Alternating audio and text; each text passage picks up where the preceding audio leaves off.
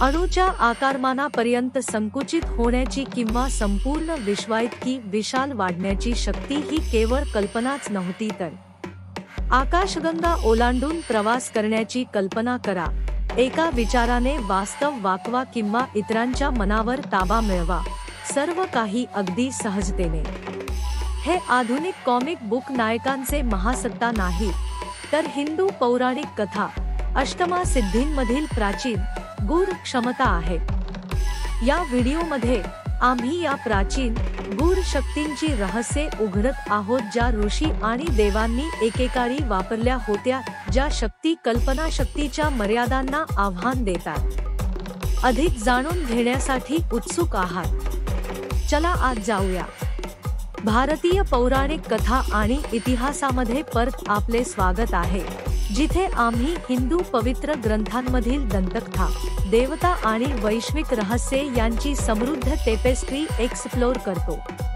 आज आम्ही प्राचीन हिंदू पौराणिक कथा वर्णन केलेल्या 8 गूढ शक्ती किंवा सिद्धींचा पर्दाफाश करत आहोत। या सिद्धी स्वतःवर आणि विश्वावरील अंतिम प्रभुत्व दर्शवतात आणि भगवान शिव, भगवान कृष्ण आणि हनुमान यांसारख्या आकृत्यांशी तसेच विश्वामित्र सारख्या ऋषींशी संबंधित आहेत। अष्टमा सिद्धी 1, अनिमा, संकुचित होण्याची शक्ती। चला अनिमापासून सुरुवात करूया। एखाद्याच्या शरीराला अमर्याद आकारापर्यंत संकुचित करण्याची शक्ती, सर्वात लहान अंतराळात प्रवेश करण्यासाठी पुरेशी लहान, इतरांनी पाहिलेली। पौराणिक कथेनुसार अनिमा ही अणुएवढी लहान होण्याची शक्ती आहे। आपण दृष्टी पूर्णपणे टाळू शकता अशा पातळीपर्यंत खाली जाण्यासाठी आवश्यक असलेल्या अचूकतेची कल्पना करा। महाकाव्य रामायणात राक्षस राजा रावणाचा गड असलेल्या लंकेत घुसखोरी करण्यासाठी हनुमानाने अनिमा सिद्धीचा वापर केला। स्वतःला लहान बनवून हनुमानाने ओळखणे टाळले, सीतेचा शोध घेण्यासाठी भूतकाळातील रक्षकांना चोरून नेले। अनिमा नम्रता आणि लक्षण देता येण्याच्या क्षमतेचे प्रतीक आहे, आम्हाला आठवण करून देते की खरी ताकद नेहमी आकार किंवा देखावा यावर नसते। अष्टमा सिद्धी 2, महिमा, विस्तारण्याची शक्ती।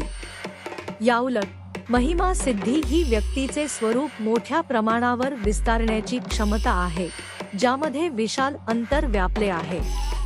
या शक्तीला ब्रह्मांडातील एकतेचे प्रतिनिधित्व म्हणून पाहिले जाते, ज्यामध्ये परमात्मा विश्वाच्या प्रत्येक कोपऱ्यात प्रवेश करू शकतो। या हिंदू कल्पनेला मूर्त स्वरूप देते।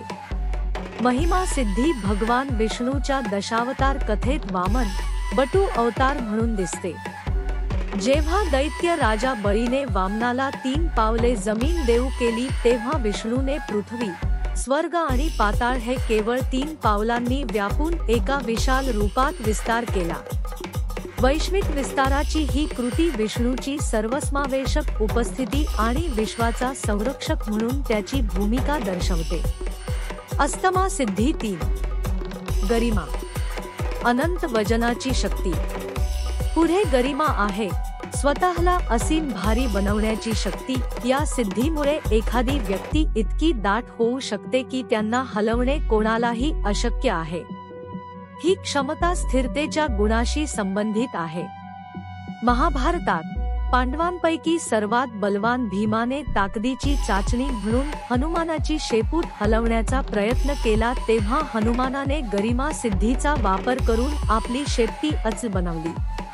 प्रचंड सामर्थ्य असूनही भीम त्याला झुगारू शकला नाही। नम्रता आणि वडीलधाऱ्यांचा आदर आणि कच्च्या सामर्थ्यावर आत्म्याच्या सामर्थ्याचा धडा। अशा जगाची कल्पना करा जिथे गूढ आणि वैज्ञानिक यांच्यातील सीमा अस्पष्ट होऊ लागतात। या व्हिडिओमध्ये वर्णन केलेल्या शक्ती केवळ कथा नसून सत्याची झलक उलगडण्याची वाट पाहत असतील तर या पौराणिक क्षमतांना खरोखर वैज्ञानिक आधार असू शकतो किंवा ते केवळ शुद्ध कल्पनेचे उत्पादन आहेत। जर आम्ही 100 लाईक्स पर्यंत पोहोचलो तर आम्ही या प्राचीन सिद्धी विज्ञानाच्या आधुनिक जगाशी कशा प्रकारे जोडल्या जाऊ शकतात याचा खोलवर विचार करू। म्हणून लाईक बटन दाबा आमच्या चॅनेलची सदस्यता घ्या आणि मिथक आणि विज्ञान यांच्यातील पूल एक्सप्लोर करण्यासाठी सज्ज व्हा, जिथे वास्तविकता आणि कल्पनारम्य आपल्या विचाराइतके वेगळे असू शकत नाही. अस्तमा सिद्धी 4. लघिमा वजनहीनतेची शक्ती. दुसरीकडे लघिमा सिद्धी गुरुत्वाकर्षणाच्या नियमांचे उल्लंघन करून वजनहीन होऊ देते. या सामर्थ्याने ऋषी आकाशात उडू शकतात, वेगवेगळ्या जगात प्रवास करू शकतात आणि शारीरिक मर्यादांशिवाय फिरू शकतात. ऋषी नारद, जे संपूर्ण विश्वाच्या प्रवासासाठी ओळखले जातात, ते सहसा लघिमा सिद्धीशी संबंधित असतात. या सिद्धीमुळे तो कोणत्याही ठिकाणी त्वरित पोहोचू शकला आणि देव, दानव आणि मनुष्य यांच्यात संदेश पसरवू शकला. अस्तमा सिद्धी 5. प्राप्ती, कोणत्याही ठिकाणी पोहोचण्याची शक्ती. प्राप्ती सिद्धी ही पृथ्वीवर असो किंवा इतर क्षेत्रात कोणत्याही ठिकाणी त्वरित पोहोचण्याची क्षमता. हे अंतरावरील प्रभुत्व तसेच शारीरिक मर्यादांच्या पलीकडे जाण्याचे प्रतीक आहे. ऋषी विश्वामित्र यांनी राजा त्रिशंकूसाठी नवीन स्वर्ग निर्माण करण्यासाठी प्राप्ती सिद्धीचा वापर केला होता, ज्यामुळे त्याला त्याच्या भौतिक स्वरूपात स्वर्गात प्रवेश करण्याची परवानगी दिली जाते. ही विलक्षण कृती ही कल्पना अधोरेखित करते की खरी शक्ती मनाच्या इच्छा प्रकट करण्याच्या क्षमतेतून येते. अस्तमा सिद्धी 6. प्राकाम्य, इच्छा पूर्ण करण्याची शक्ती. प्राकाम्य सिद्धी कोणतीही इच्छा त्वरित प्रकट करण्याची क्षमता देते. हे स्वप्नांना सत्यात उतरवण्याची मनाची अंतिम शक्ती दर्शवते. असे म्हटले जाते की भगवान कृष्णाकडे प्राकाम्य सिद्धी होती, ज्यामुळे त्यांना कोणतीही इच्छा किंवा इच्छा त्वरित पूर्ण करता येते.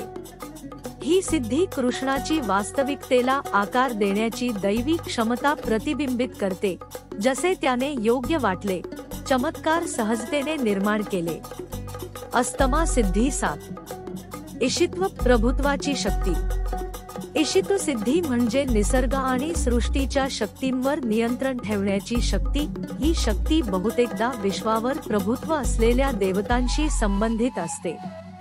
भगवान शिवाने त्यांच्या वैश्विक नीत्यादरम्यान ईशितत्व सिद्धी प्रदर्शित केली असे म्हटले जाते, जे सृष्टी आणि विनाश या दोन्हींचे प्रतीक आहे. हे नृत्य विश्वाच्या शक्तींवरील त्याचे नियंत्रण दर्शवते, संरक्षक आणि संहारक अशी त्याची भूमिका दर्शवते. अष्टमा सिद्धी 8. वशित्व, प्राण्यांवरील नियंत्रणाची शक्ती. शेवटी वशित्व सिद्धी इतर प्राण्यांच्या मनावर आणि कृतींवर प्रभुत्व प्रदान करते. हे एखाद्याला इतरांच्या विचारांवर, कृतींवर आणि अगदी भावनांवर प्रभाव टाकण्यास अनुमती देते. भगवान कृष्णाने आपल्या दैवी करिश्मा आणि बासरी वादनाद्वारे त्यांनी वृंदावनातील गोपींची अंतःकरणे आणि मने काबीज केली आणि त्यांना आध्यात्मिक आनंदाच्या स्थितीत आणले. त्याचा प्रभाव इतका गहन होता की ते सर्व सांसारिक कर्तव्ये मागे टाकून त्याच्या प्रेमाने आणि उपस्थितीने प्रवेश करतील.